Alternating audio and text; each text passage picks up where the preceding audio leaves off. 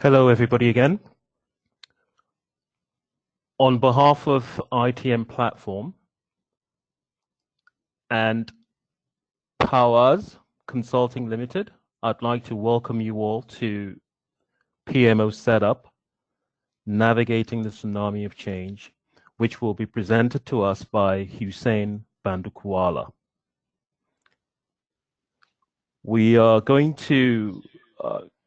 I'm going to go through an introduction, and Hussein will give us his presentation. Then there will be an opportunity for Q&A, and I would like to afterwards give a very brief presentation on ITM Platform. So without further ado, I'd like to hand it over to Mr. Hussein Bandukwala.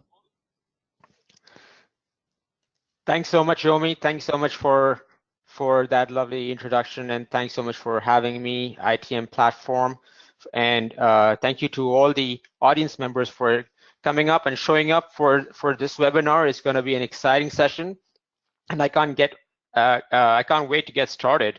But before I do, I'd just like to go ahead and share just a bit about myself. So I am the founder and director at Pervaz Consulting, and I am a chief PMO coach, chief coach for project management offices. And what that is essentially providing one-on-one coaching, group coaching, workshops, webinars, and courses to help aspiring and first-time PMO leaders succeed. I got into this really because, there was one stat that still haunts me to date. I came across that a few years ago, which was a stat by the Association for Project Management, or APM, which is 50%, only 50% of PMOs succeed after 3 years being in creation. That's really, really scary. That means to me that, the success of the PMOs out there is really as good as the probability of a coin toss. And I know that me, folks at ITM Platform, and all of you here who are listening to our webinar probably believe that PMOs are far more valuable than the probability of a coin toss. And so today I want to talk to you about one core element that is really, really helpful and will be the game changer in the setup of your PMO.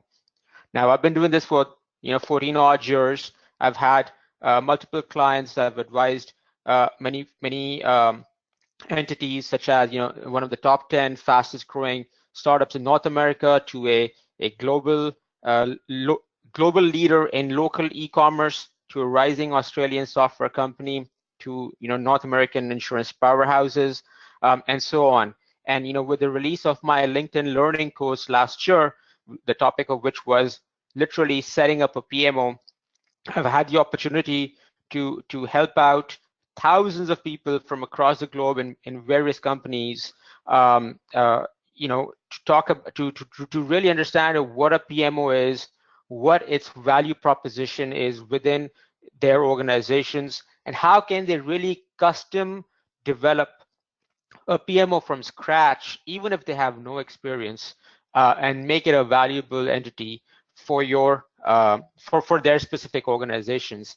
And I think that because of the entity, because of the importance of PMOs and why it should be there, that's why I'm into the coaching business, so that aspiring PMO leaders as well as first-time PMO leaders, when they really need help in terms of having a sounding board, someone who can help validate their roadmap, someone who can really show them the strategic as well as tactical steps to take to set up a PMO, that is something that I help out PMO leaders and their respective organizations with. So that's a bit about me. Now it's your turn. I'd love to learn a bit about who you are, where you're from, and what is it that you're looking to get out of this webinar. So with that, Yomi, if you can go ahead and start the poll, that'd be great. Thank you very much. Now, if you would just help us with a selection of whichever one best suits who you are, we will start off with I am interested in PMO because.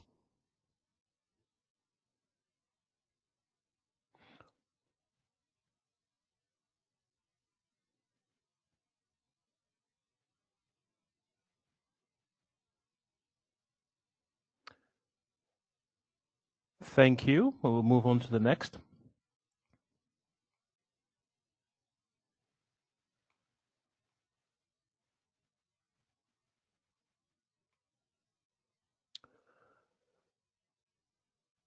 You will have your own project management experience.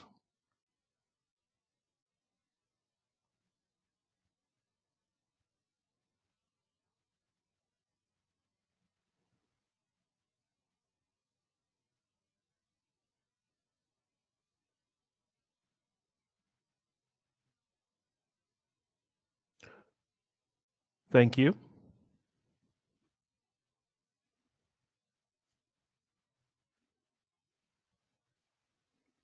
And your company size.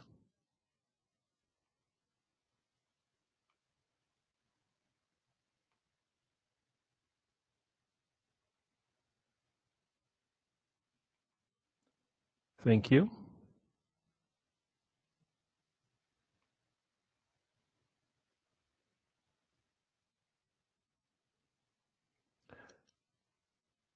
And finally, which category describes your path to the PMO leadership?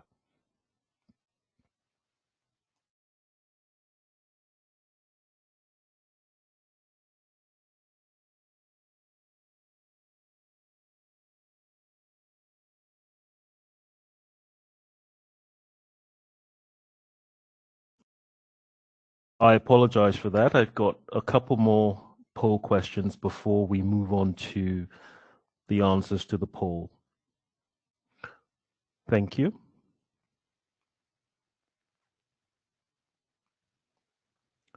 And where are you from?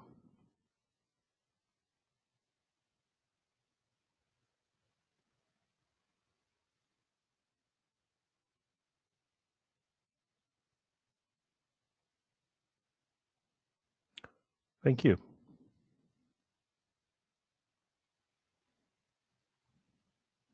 And I'm interested in PMOs because.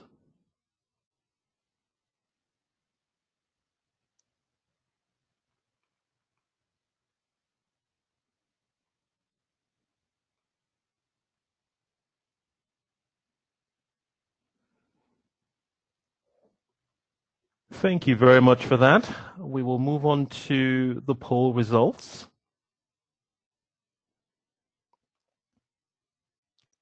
Beautiful. So it looks as though the majority of pollsters would love to get another perspective, followed by we have a lot of consultants hired by clients to build a PMO for themselves.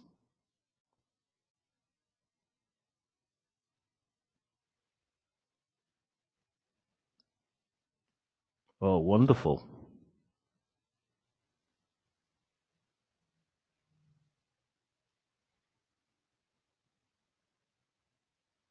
Fantastic.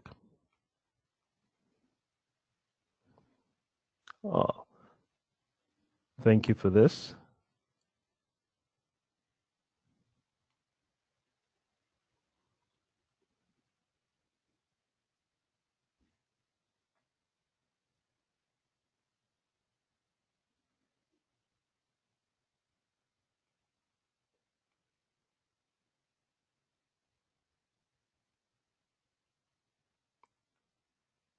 Looks like the other takes this one.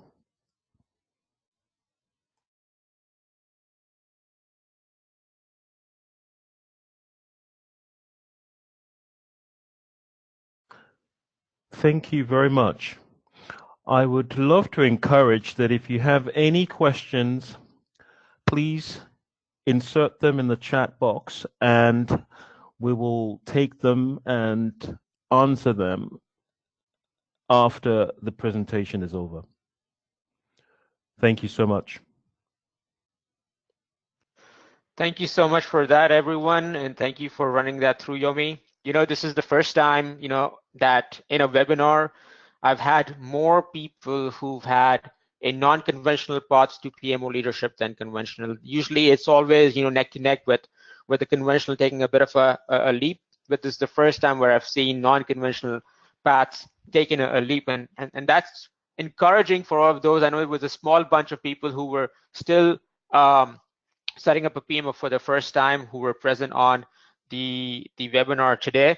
But it just goes out to show that even though the non-conventional path is not talked about that often, it's not really that non-conventional. After all, there are so many people who've come to that thrust into the PMO leadership role in a way that you wouldn't really read about or hear about on blogs and books, etc. So thank you so much for taking out the time. And now let's get right into the presentation. So I want to go ahead and tell you, start off with a bit of a story. And I mentioned to you earlier, one of my clients is a global leader in local e-commerce. This is a company that started off as a startup and really had a very rapid rise, in its growth across the globe. It had a very get it done culture, and in its customer service department, it really needed to set up a brand new PMO. So what they did, they went about into the market and got someone who was very seasoned in portfolio management to sort of take the helm of the PMO setup. And this new PMO leader, they went about going about setting up your industry standard processes, tools, and just a year later, the stakeholders of the PMO just wished the PMO would go away, that it didn't exist.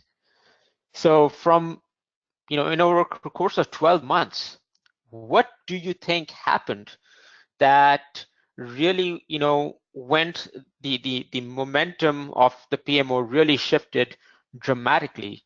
I'd love to hear, some of your thoughts. If you could answer your pieces in the chat, and Yomi, if you could call out some of the responses, that would be great.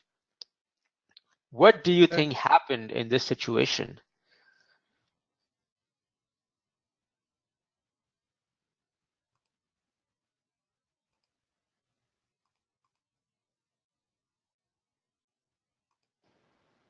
Any responses coming through, Yomi? No, we don't have anything yet. I'm just waiting on the participants.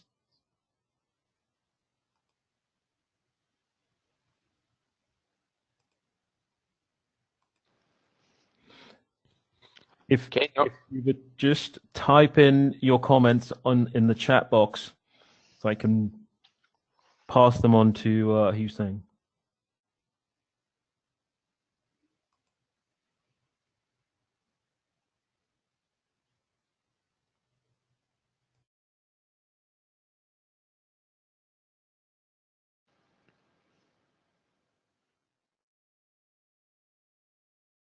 I think we'll just yeah, we'll go ahead and crack open the jar ourselves. Right. So in this story, the protagonist, the hero, was really missing, and the hero here is literally change management. But people in this in the organization, or if you really knew the entire story, you would argue, but there was training that was involved, there was knowledge sharing, there were so many tools and templates that were there. There was so much documentation in terms of processes. So all of this was there, and yet the PMO failed. Why? Well, the answer is that perhaps change management in its true sense wasn't really implemented. And so if you take a look at change programs in general, and make no doubt about it that setting up a PMO is a change program in its whole. 60 to 70% change programs fail. 39% fail because employees just don't want the change. 33% fail because the management doesn't support it. 28% fail due to budget and other issues.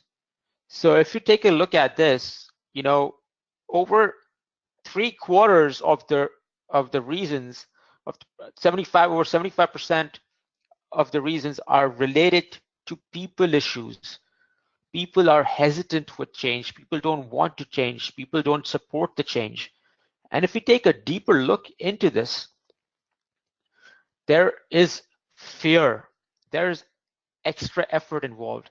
There is a fear because there's a change in potential roles and responsibilities. There's a potential change in a fear in maybe people are losing their jobs, or people aren't getting as much of attention as they wanted to, or people think that they need to put an extra amount of effort now to incorporate the change into their daily way of work, whether it's reading new reports, whether it's creating new reports, whether it's following new processes, whether it's learning a new tool, whatever it is, there's more effort and a bit of fear that's involved in any sort of change, right? And people are just normally averse to it, and people will come up with all the excuses in the world. They'll come up with all the objections. They might even ignore you. There are situations when you are setting up a PMO. There will be some stakeholders that will always have a negative stance to your PMO. They will not support you. They might not even want to talk to you. They won't give you the information that you're looking for. They won't share their challenges and pain points with you. Some of them may just come up with excuses. Why now? Why not later? Who approved this? Things of these nature. And I'm sure some of these issues and reasons might resonate with you because you might have heard some of these before. And to be honest, and I've been there too, when I've had to accept some sort of change, and I wasn't too thrilled about it, well, I threw in some, a bit of a towel here now and then as well. So I think we've all been there. And this is the core reason that we need to understand and incorporate and understand change as a PMO setup and through the PMO setup. And it shouldn't be just a certain component of your PMO setup journey. It should be, engulfed around it completely. And because if you want to succeed in change, your stakeholders need to know that the change is coming. They need to be given the time and the space to be able to digest it. You need to involve them in the planning, so in terms of getting some sort of feedback, etc. But as long as they're close to it, and as long as they're part of it, as long as it feels like the change is coming because of them and for them, they'll be more appreciative of that. We kept them, you keep them in the loop when you're rolling it out. You're training them and transitioning for the change, and then you let them thrive in it, right? And I think a lot of the people, when they think of change, they just look at the second last bullet point, which is just training for and transitioning into the change. A lot of us really just put that in our schedules, put that in our PMO setup rollout plans. Okay, that's a couple of line items, and that's not the case. When you go ahead and start to set up a PMO, you have 4 main phases: identifying the current state, defining the future state, doing the rollout, and then the continuous improvement bit, which is phase 4. And you'll notice that change management sits on top across all of it. That means for all of these phases, you need to consciously make an effort to incorporate change management. And I'll walk you through all those things right now, but I wanted that piece, that element, that concept to really sink in for you. Now, before we go ahead and talk about how change management should be a part of and can be a part of these phases, I wanted to take a few minutes to just talk a bit about what all these phases of us setting up a PMO really mean. So the first phase is the current state, right? Before we go about setting up anything, whether it's a new tool, whether it's new processes, whether it's developing a new product or a service, whether it's inserting and creating a brand new department such as the PMO within an organization, you need to focus on what the pain points, the challenges the organization and the stakeholders are facing, that this new entity, that this new PMO can help really solve. Without that, it's just an add-on, and add-ons will be a fad that will go on, and stay relevant for a couple of months, and it will die down shortly after. But to really show and demonstrate your value, to really make an impact and move the needle for your organization, you really need to have a solid reason to exist as a PMO. And the only reason for that is that you're solving certain challenges and pain points for your organization and your stakeholders. So understanding that current state, what the strengths of the organization, what the weaknesses and gaps of the within the organization are from a project management perspective, whether it's tools, templates, people, training, any sort of certain disciplines within project management, strategy, prioritization, intake, resource management, whatever have you, you need to put a solid lens on that and understand where your organization sits from that perspective. Also take a look at it from a different angle, understand how some of the cross-department synergies work, how the maturity is in decision making for certain certain key areas. How does the technology stand within your organization, and what kind of a PMO will that warrant, right? And it's totally fine to start up from scratch. It's totally fine to be an administrative PMO, which just sets standards at the beginning, then grows into a governance model, and then has a strategic bent to it. It's totally fine if your roadmap is around that. My belief is something that I coach every time is that if your PMO is less mature or more mature than your organization needs it to be, it will fail. So understanding that optimal balance is the key here, and that's where current state provides a solid start for you. Now, moving on to the future state. Once you've identified what the challenges and pain points of your stakeholders are, what the gaps are, where the PMOs can really help, that's when you start defining what the PMO should do, can do, will do, and what is the timeline, what is the roadmap for that throughout, right? You will hear through when you speak with people in phase one, you will talk about some people being really passionate about some issues and concerns that they might have, or you may see some people, you may see a lot of people talking about certain issues and concerns. Those are things that really should be the first items that should be focused, and then phase out the remaining of the issues later on. So generally, in my experience, schedule management, resource management, and intake processes, these three things are generally, irrespective of the size of the organization and irrespective of the background of the organization, irrespective of the geography of the organization, these three things are typically the discipline within project management that people really strive for the most. It's not about the budget right off the gate. For some of the people, they might be well funded, or even if they're not, they don't care. They really just want things to get done first, and that's where project management offices can really help organizations succeed in the delivery of projects predictably and consistently. So that's where your phase two comes in, defining the roadmap of when and how things should phase out, and what are the specific success metrics that you could use to gauge not only the performance of the things that PMO is responsible for, but also the performance of its own performance as well. Phase three, setting out the 630, 60, 90, 100, 180, 360 day targets. And then, depending on the nature of your organization, depending on the nature of the challenges that it faces, you should implement PMO pilots. Whether it's one pilot or multiple pilots, that will depend on your situation. But at least one pilot is something that I recommend. Now, that could be, rolling out all the things that you want within a PMO for a specific small audience, or you could go ahead and roll out just a chunk of it to all the audiences, or a bit of a permutation combination of that.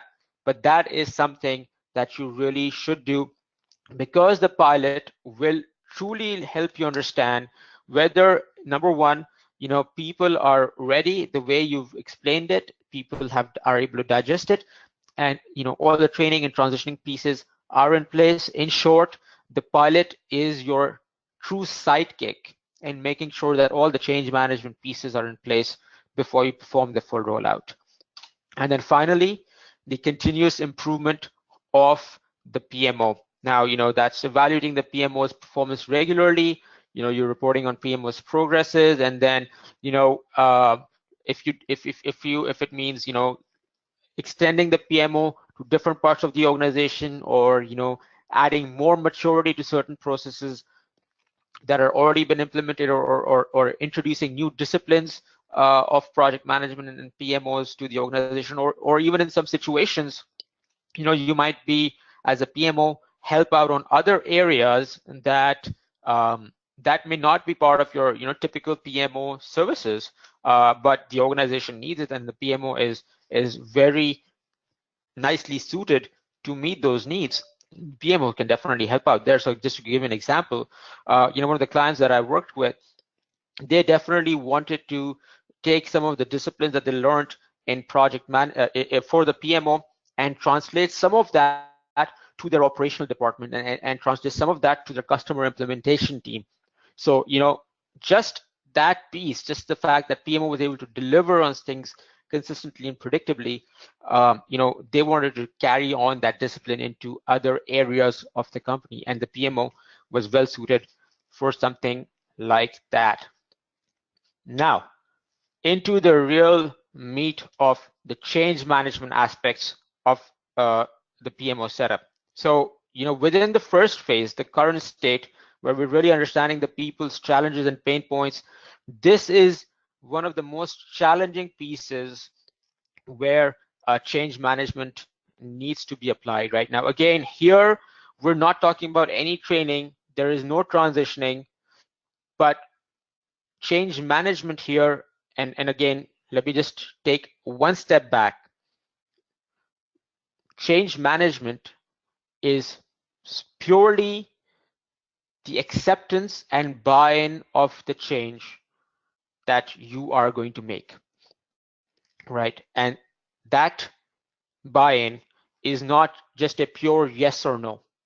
There are many shades of gray involved there.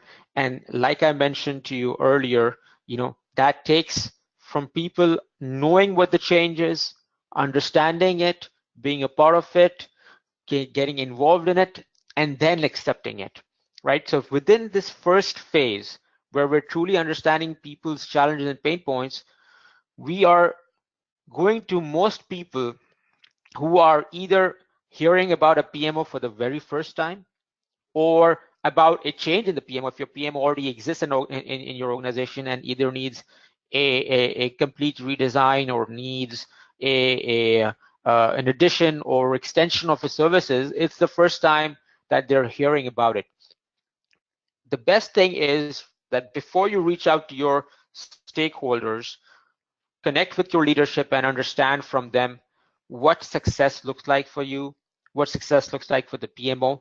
Understand what is the best way, especially if you're new to the organization, what might be the best way to approach this with the stakeholders. And once you have that bit of knowledge, because when you start going and talking to people, people will start asking you questions that you may not have answers for. For instance, what will this PMO do?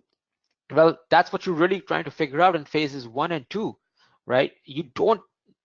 yes, the end goal is you want to make sure, you know, your projects are getting done on time, there's strategy involved, etc., etc. But what are the core roles and responsibilities that your specific PMO for your specific organization will do, and how will it benefit them? You don't know that yet. And so, you know, in terms of how to address some of those questions, getting some sort of you know, a hint, guidance from the leadership will go a long way in sort of giving answers that will a you know, appease your stakeholders, b, you know, get positive responses from them, and c, and more importantly, if you're, especially if you're new to the organization, help you build that credibility within the organization.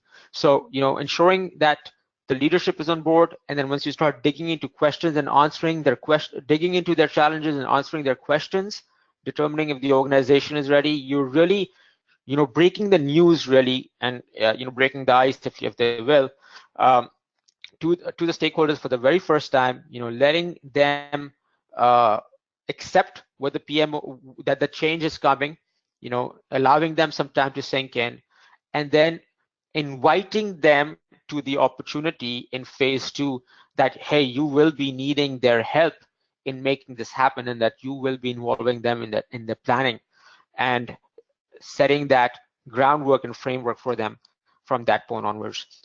That's what the change management pieces you should be consciously thinking about when focusing on the first phase, which is to identifying the current state. Moving on to phase two, the future state. Here, you know, once you've identified all the challenges, or, you know, you go ahead and inform everybody, hey guys, you know, I spoke to you, I spoke to all these other people, and this is what I learned. These are the challenges that most of the people in your organization are facing. And, you know, I'm thinking of my proposal in terms of, you know, setting up the PMO is, you know, uh, breaking it up in these many phases, and within each phase we'll go with this approach. And, you know, you get their feedback, you know, so you've not only you know, informed them, you're you know, you're sharing with them what you've learned, you're getting their feedback, you're involving them in the planning, and then once you incorporate their feedback, you know, you go ahead and set the PMO up for approval from your executive leadership. But at the same time, you know, when you share what the metrics are for the success of the PMO, you are basically inviting all your stakeholders, your executive leadership, to hold you accountable for PMO success. That means people will know that, you know what, this person is really serious. This person is really invested in the success of the PMO, really invested in the success of our departments and our challenges. And I want to support this person in making that happen. And getting that support, getting that buy-in is ultimately what you're looking for. And this is going to help you a long way in getting there.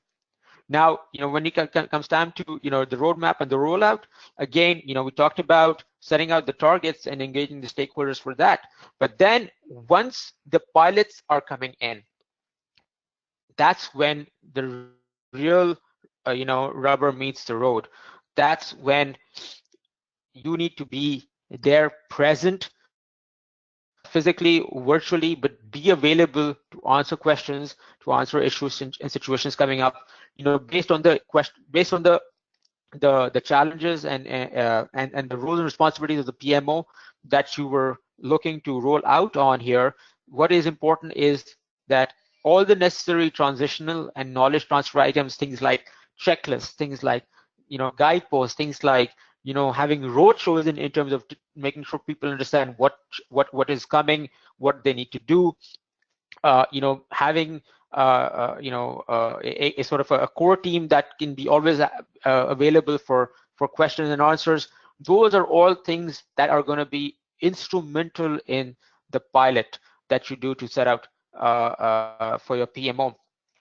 People who are following your lead here, people who are doing what you're saying, reinforce those positive behaviors, whether it's, you know, thanking them, whether they're, you know, incentivizing them with either gift cards, or, you know, whether you have, you know, Facebook or workplace at work, and recognizing them across the board, or, you know, if there's a trophy that you want to hand out just for the pilot, things like that will again, motivate and encourage people to be further involved in this change, and be aware of the negative responses as well, because you will get them.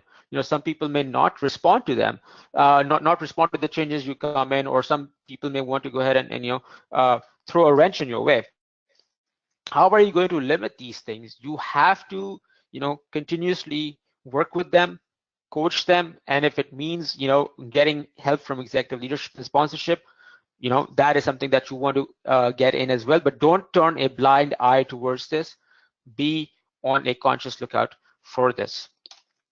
And then finally, for continuous improvement, this is again, your PMO setup is rolled out, and now you need to go ahead and either extend its services or roll it out to different dimensions within your company. And if your PMO is doing well, people are going to expect more from you. If your PMO is not doing well, people are going to expect more from you. In both situations, people are going to continuously expect more from you. Managing those changing expectations is a key component of phase 4 that you have to do. And then also controlling people's fickleness, because what happens is, you will see a lot of times, people in your one-on-one conversations mention certain challenges to you, but they did a complete 180 on you the next time you spoke with them, or if you were in a group setting, or or if they realized that their stance went against the popular demand or so, and that's something that you need to hold them accountable to as well. You're holding yourself accountable for the PMO success. You're inviting the stakeholders to hold you as accountable for the PMO success. In turn, you need to hold them accountable for the challenges and pain points and the commitments that they're making to help you succeed in your PMO. The other component about change management is, like I mentioned, was thriving and reveling in that change, right? Now, this is important not just for your stakeholders, also to making sure that people understand the impact, the value that PMO is having, the amount of needle it's moving for you and your organization. So keeping that progress visible, but also for your team, it's going to be a massive boost to see a solid reception of the PMO, and really encourage your team to continue helping you build on the vision that you set out for. And then as soon as you need to go ahead and involve additional items for change or extend this to other areas within the organization, this change cycle essentially continues in a loop. So having a conscious understanding of how this is going to be, what is the cyclical nature of this, what are the key components you need to focus on in each phase, that will really help you through the entire PMO setup phase. And once you've done it once, and if it goes off well, the next time around, or when you're extending it to other areas within the organization, your life is going to become much more easier, because you've done this before, you understand the pulse of the organization, you've built the credibility that you need for this as well. And I think doing that legwork up front is going to help you in a long way. So that was the change management component, how to manage it, what are the checklist items you need to focus on when setting up a PMO. And before I finish it off, I want to talk about the 5 don'ts of change that will really help you think a bit more deeper about how to manage the change, and really help you plan through the change as you're setting up the PMO. So the first don't is, don't forget to embrace the emotional side of the brain. We always are looking, going in, even when we're talking about, challenges, pain points, when we're having conversations with people, a lot of the times we go in with questionnaires and we ask for, responses and conversations. But, there are a lot of things that they might not be saying in their words, but they might be, saying it through their gestures, through their body language, through the fluctuation of their voice, to the tone of their voice. And understanding that is also very key, and including that when you're sharing your business case for the PMO and getting that ready for approval, and the feedback that you that you share and the report that you share for that. This is critical to involve in that report. Number 2, don't ignore resistance, right? So I think I talked about the limiting negative behaviors. I think that's key. So again, I don't want to talk too much about it because I already mentioned it once, but do not ignore it. Keep a very conscious effort on it. In fact, expect it. If you're not if you don't see any resistance, I would say something is amiss, because either people are not really taking buy-in seriously, or they're literally just being robots, and that's not something that you want to do. Ultimately, once you have this rolled out, you want them to take a certain level of ownership on this as well. Don't overlook communication. I mean, this goes unsaid, but involving people, involving your stakeholders, involving your team, involving your executive leadership in every step of the way, and communicating them formally, informally, is essential for a successful change mandate. Don't ignore informal organizations. So, you have a lot of departments within organizations, but you also have a lot of subgroups that aren't really core departments or formal departments, but those subgroups exist because of certain certain personalities of people. They like to engage in certain ways. So for instance, like a smokers club, right? A lot, when you'll probably see a lot of times at work that 6 to 7 people are getting up and going down for a smoke every now and then. Well, you know what, they have a certain bonding, and the kind of conversation that they have is sort of behind closed doors, but those are real conversations, and understanding what their challenge and their pain points are from that perspective, and making sure that you're leveraging that that effort, you're leveraging that bonding to your benefit. That's something that's key, and something that you should be keeping an eye on. And then the 5th item is, don't just focus on the long term, right? It is a marathon, but there are certain milestones that you'll have within the marathon.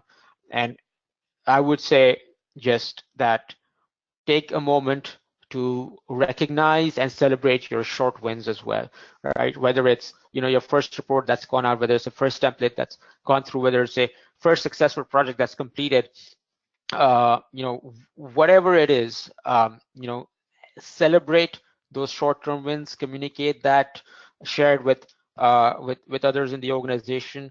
It's going to be a massive boost for you. It's going to be a massive boost for your team, and people will see progress accordingly, right? And as they're seeing progress, even if it's incremental, they'll know that A, work is getting done, B, you're committing to what you said. So you're putting your mouth where you're putting your money where your mouth is, and you're just moving the needle. So that is really going to help you solidify your position for a successful change mandate, successful buy-in, and ultimately the successful setup of your PMO.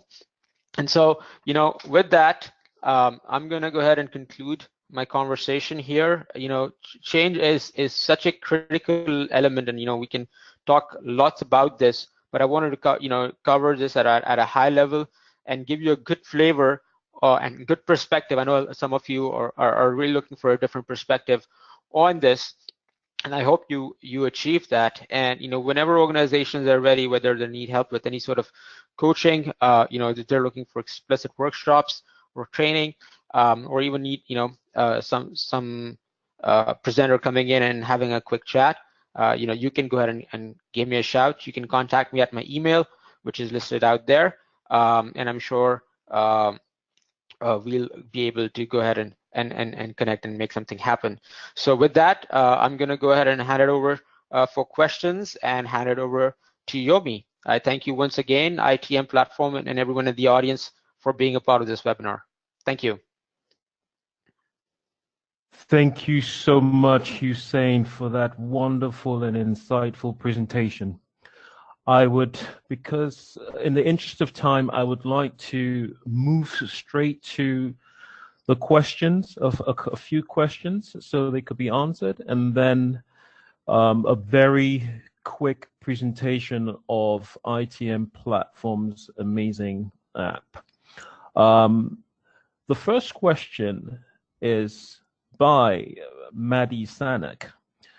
As a consultant, what kind of metrics are needed to determine if an organization would need a PMO for successful implementation of projects and programs?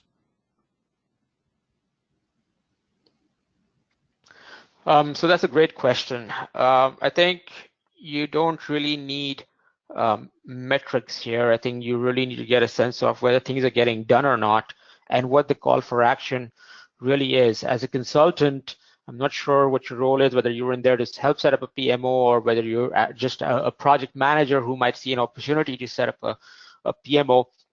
But I think that I think sticking to the basics here is the key. So firstly, are the projects getting done, predictably and consistently? Do we have a good handle on, who's doing what and when? Are people just walking in people's offices to make requests for projects, or is there a good intake process for making things happen? Are people doing things, are all project managers doing things their own way? So the kind of, I like to call that a wild west situation where everybody's just doing their own thing. If the answer to, I would say, three or all of them, all of these questions is yeah, or rather no, they're not happening that way, then you probably need a PMO. Now, doing PMO at a program level and doing a PMO at an organizational level or a department level are different things.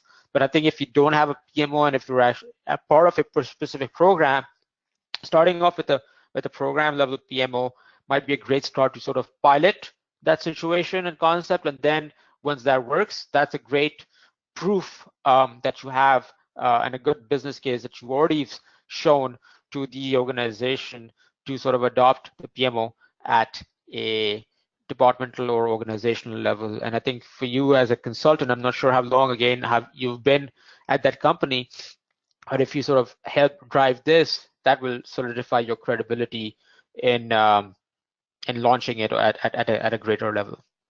I hope that answers your question. Okay, so we have another question from Ashok Singh. How would you convince the directors a PMO is needed and we need money to set one up? How to establish buy-in and money commitment? That's a great question, and I think some of the answers that I mentioned in the previous question, Yomi, I think sort of help that out. Getting the budget for a PMO setup generally is, especially if you need to convince the upper management, can be a tough haul. I think that if you are genuinely concerned and interested about the setup of a PMO, I think the initial progress and traction that you would need to make would be to do it on your own time, right? So even though that may not mean more money for you, even though it may not mean getting budget for getting other things done, it may mean you having to create certain processes and standards and mandates and vision on your own time, getting some feedback informally from the people who is going to make it happen, running a couple of projects through that, and then presenting the case to the directors and the executive leadership. I think one of the big things and concerns that people have is, with PMOs coming in, you'll introduce a lot of bureaucracy, you'll see a lot of red tape that is highly administrative in nature, and in some cases that might be fine. But I think the ultimate value, and I think there's a lot of data published by the PMI as well on this, where majority of the PMOs that are successful have a strategic bent to it. And so, as if you're able to demonstrate that strategic value, even if it's, for instance, for certain projects, developing not just a focus on the output but the outcome, so that you can show what the project has done for the organization. So what that means is not just talking about okay, the project was done on time, on budget, on quality, we met all the requirements, but rather what was the intent of the project, and after the project was done, what was supposed to happen? Were you supposed to save the company some money? Were you supposed to introduce new revenue models? Was it supposed to increase the productivity of certain resources?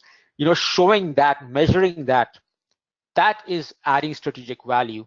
Another way of adding strategic value would be to just focusing on the prioritization of the projects and the management of resources accordingly. But at this point in time, you may not be able to do that because you don't have that mandate, and that requires connecting with a lot of people within the organization. But even just for your projects and maybe even for the projects of some of your peers, if you're able to demonstrate that, I think that can also show the value, the strategic value of what a PMO can do for your organization, and can help convince the directors and the executive leaders at your organization for establishing a PMO. Wonderful. In the interest of time, I'd like to take just one more question before we move on to the ITM platform presentation. And this question comes again from Ashok Singh. And he's just looking for tips on this one. How can one ensure risk allocation and ownership is truly performed?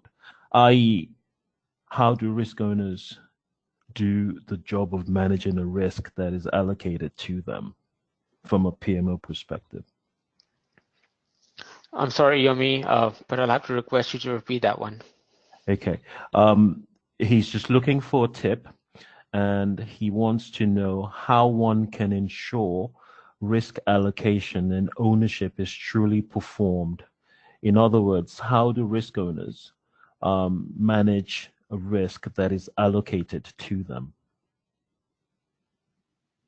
So is the question asking how a risk how managing should be risk allocated and managed for a PMO setup, or right? Or yes.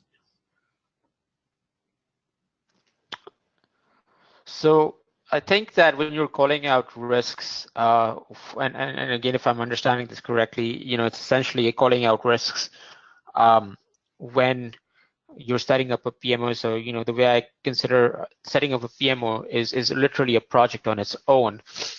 And for any projects, you call out risks ahead of time. For this, for setting up a PMO, the risks are definitely quite extensive, but I think some of the key risks that you want to talk about are, the buy-in and the challenges that you'll see in terms of people sharing their true pain points with you, in terms of, making sure that you actually have at least one person in executive leadership or senior leadership who's going to be sponsoring the PMO. And when I say sponsor, it doesn't mean just from a money perspective, but also from a support perspective, right? That they have a hand behind your back as a PMO leader to set that up. I think in terms of another risk is, a lot of people not getting what you're trying to do. So I think one of the biggest things here is really explaining to them what a PMO is, what it needs to do in the language that they would understand, right? I think a lot of the times we see, even for project management, a lot of the times we see that that the things that we want to achieve is done in project management speak, and that just doesn't jive with people. I was having a conversation with someone on a completely different topic, and until we actually spoke, their concept of project management was really just paper pushing. That's all they thought project management's value was. And after we were done, they had a different appreciation for the discipline. So I hope that helped you answer the question. If you have any follow-up on that, feel free to give me a shout over email, and I'll be more than happy to respond in more detail. Indeed. Hussein, if I could, I'd like to throw in just one more question from Christian Borozan. Mm-hmm. And his question is, how can the performance of a PMO be measured? Which are the typical KPIs? I love it. Yep. So, I think that we can have a separate webinar on that. But typically, the way that I suggest we do the measurement of PMOs is looking at the amount of projects within the organization that it has an impact on. Number two, the sort of governance that you put in place, how much of it is followed. Number three is how much growth it has had over the past few months or years. So for instance, if it started off as a departmental PMO, now has it extended its reach to certain other departments or the entire organization. That's another way to sort of measure the value. And always having, you all have these quantitative feedbacks, but you also have qualitative surveys in terms of getting just open-ended feedback from people in terms of what they want to see. I'm more than happy to go ahead and share additional insights on this as well. Feel free to shoot me an email, Christian, and I can give you some additional categories on how you can measure the KPIs for PMOs. But in a nutshell, to keep my answers succinct, those are some of the things you should be considering.